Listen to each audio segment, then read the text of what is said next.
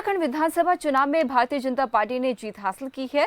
उत्तराखंड की bureau chief Kailash Joshi ने आगामी कार्यक्रम UCC, one nation one election, मंत्री मंडल विस्तार जैसे तमाम मुद्दों को लेकर बीजेपी प्रदेश अध्यक्ष महेंद्र भट्ट से खास बातचीत की। क्या कुछ कहा उन्होंने, आइए आपको सुनवाते हैं। कैलाश जोशी और आप देख रहे हैं खबर फास्ट। इस वक्त उत्तराखंड में जो बागेश्वर उपचुनाव था उसका रिजल्ट कल घोषित हो गया है। भारतीय जनता पार्टी की जो प्रत्याशी थी पार्वती दास, वो उन्होंने जीत हासिल की है।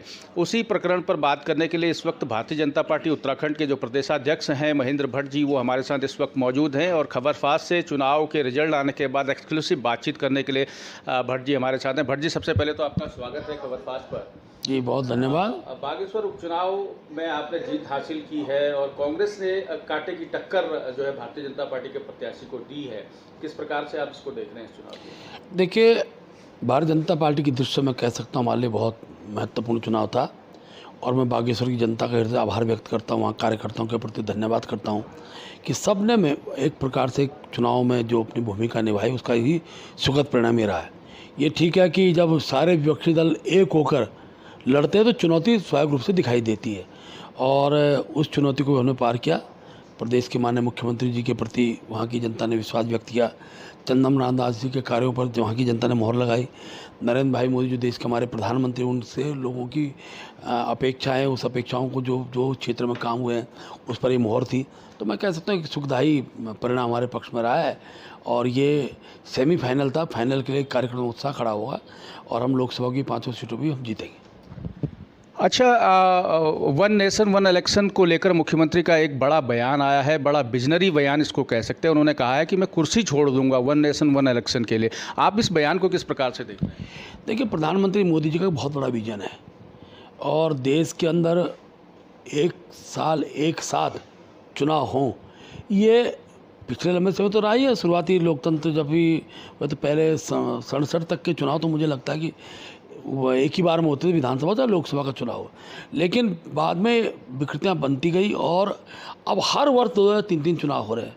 जहाँ विधानसभाओं के लोकसभा अलग अलग हो रहे हैं, वहीं बाई इलेक्शनों को भी क्रम दौर चलता है और लंबे समय तक आचार संहिताएँ, अनावश्यक खर्चे, इस सब के दौरान होते हैं और स्वाभाविक रूप से प्रधानमंत्री का बहुत बड़ा विजन है। इस विजन के लिए अगर मेरे प्रदेश के मुख्यमंत्री जी ने कहा है कि मैं अगर ये ऐसा निर्णय लागू होता है तो हम कुर्सी छोड़ने को तैयार हैं, तो बड़े सोच के लिए समर्पण है। और मैं कह सकता हूँ कि मोदी जी का जो विजन रहता है वो देश हित में होता है और देश हित में लिए गए निर्णयों के लिए जो पुष्कर सिंह धामी जी ने कहा, मुख्यमंत्री जी ने, मुझे उम्मीद है कि पूरे देश के अंदर जो भी जनप्रतिनिधि है उस दिशा में आगे बढ़ेंगे। अच्छा, यूसीसी को लेकर कहीं ना कहीं अब ढिलाई सी नज़र आ रही है। यूसीसी कब तक लागू होने वाला है? देखिए, कोई ढिलाई नहीं है यूसीसी की अपनी, क्योंकि छोटा विषय तो है नहीं। समान नागरिकता जब लागू करनी होती है अनेकों उसके पेचीदा पहलू भी होते हैं, जनमानस से सुझाव भी आए हैं, उसमें वैधानिक आवश्यकताएं भी रहती है, उसमें किन कौन से बिंदु को जोड़ा जाना है। इन सब विषयों पर मुख्यमंत्री जी ने जो कमेटी बनाई उसका एक निर्णय है। कमेटी का ड्राफ्ट हमको प्राप्त हो जाएगा, जिस दिन ड्राफ्ट प्राप्त हो उस दिन से यूसीसी लागू कर दी जाएगी। अच्छा, मंत्रिमंडल विस्तार को लेकर काफ़ी कयासबाजियां चल रही हैं, क्यों इसमें देरी हो रही मंत्रिमंडल विस्तार को? कब तक मंत्रिमंडल विस्तार होने वाला है? देखिए, मुख्यमंत्री बहुत स्पष्ट कर दिया है, बागेश्वर चुनाव अब निपट चुका है, बहुत जल्दी मंत्रिमंडल विस्तार हो, चाहे दायित्वधारियों का विषय हो, मुख्यमंत्री बहुत जल्दी उसको आगे बढ़ाएंगे। लोकसभा चुनाव नज़दीक हैं, लोकसभा को लेकर अब क्या रणनीति के साथ भारतीय जनता पार्टी मैदान में उतर रही है? देखिए, भारतीय जनता पार्टी एक चुनाव के बाद दूसरे चुनाव की गतिविधियों प्रारंभ कर देती है और हमारे अनेकों कार्यक्रम इस बीच लोकसभा की दृष्टि हम लोग बनाने वाले हैं। मुख्य रूप से उन बूथों पर जो बूथ हम लोग हारे हैं, अभी अगर मैं बागेश्वर की चर्चा करूं तो लगभग 60 पोलिंग बूथ ऐसे निकले जहां 5-7 वोटों से हमारी हार हुई है। एक बूथ ऐसा है जहां हम लगभग 150 वोटों से हारे हैं।